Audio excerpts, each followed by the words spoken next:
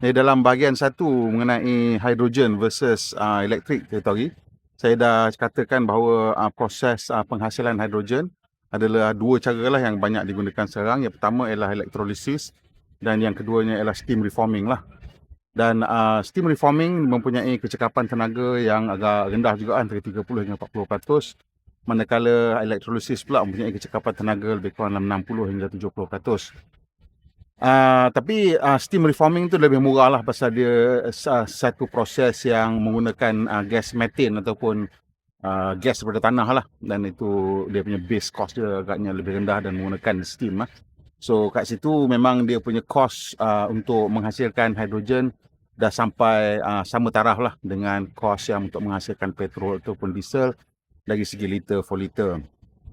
Dan jadi dalam dua keadaan ni tadi itu kita ceritakan bahawa selepas penghasilan itu sendiri adalah mempunyai kadar kehilangan tenaga ataupun pembaziran tenaga yang agak tinggi.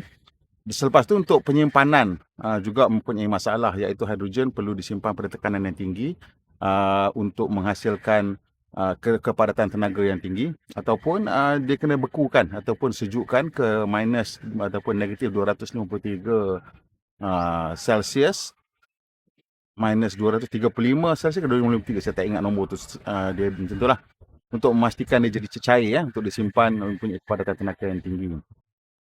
Lepas tu bila kita gunakan hidrogen dalam kenderaan ataupun untuk penghasilan tenaga kembali, ada dua cara.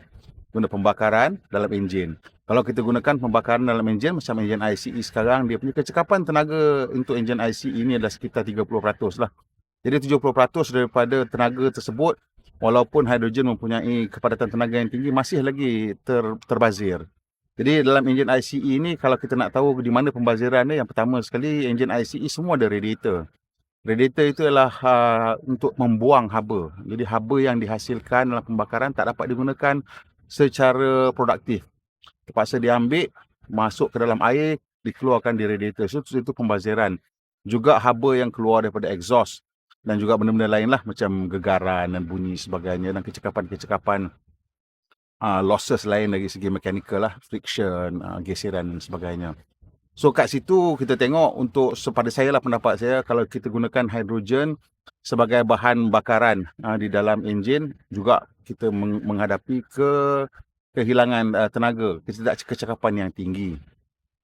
Dalam penghasilan elektrik dalam fuel cell, itu lebih cekap lah. Saya rasa dia punya kadar kecekapan ni melebihi 80%. So dekat situ 90% probably.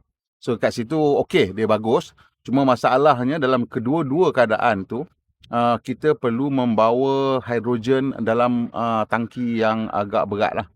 So tangki tu sebab dia nak kena tanggung sama ada 700 bar tekanan ataupun nak kena tanggung cecair hidrogen. Maksudnya dia ada penebat yang tebal lah. Dan macam mana pun, benda ni, hidrogen ni dia satu unsur yang sangat halus. Dia mempunyai molekul yang paling kecil, iaitu 2 atom hidrogen. Dan benda ni dia tak boleh nak disimpan kerana kita belum menghasilkan injap ataupun seal yang kedap hidrogen, di mana hidrogen ni menurut jurutera otomotif lah yang kita sembang, dia kata ini lama lah, masa tahun 2005 semasa Mercedes-Benz bawa masuk dia punya A-Class F-Cell lah, iaitu kereta fuel cell pertama, teknologi demonstrator dia bawa ke Singapura untuk tunjuk kat kita. Dan dia kata masalahnya hidrogen tu kita memang akan kehilangan lebih kurang 5% sehari, kerana dia memang tak boleh nak simpan, dia memang akan bocor keluar macam tu. Itu masalah yang keduanya. Dan apabila kita ceritakan masalah tangki tadi, tangki tu berat. Jadi oleh sebab itu dalam aplikasi macam Toyota Mirai pun kita dapati ruang yang digunakan tangki itu adalah agak besar untuk dalam Toyota Mirai itu berbanding juga dengan ruang yang digunakan untuk bateri. Dan juga berat dia tu mungkin tak seberat bateri, tapi masih lagi agak berat lah. Jadi hidrogen ni dia memang dikatakan lebih sesuai untuk kenderaan berat. Jadi kelebihan hidrogen dalam kenderaan berat ni ialah kerana kenderaan berat ni mungkin dia kerja komersial, nak kena berjalan jauh, satu hari mungkin 700-800,000 km. Dia tak boleh berhenti lama untuk charging lah. Jadi dengan menggunakan hidrogen, dia orang boleh isi balik tangki hidrogen tersebut dalam masa yang singkat lah, mungkin dalam 15 minit dah boleh isi balik tangki besar hidrogen untuk lori tu. Untuk kereta macam Mirai tu bukan dalam 5 minit tu dah boleh penuh lah. So ini yang menyebabkan hidrogen ni dia mempunyai aplikasi yang agak terhad buat masa ni.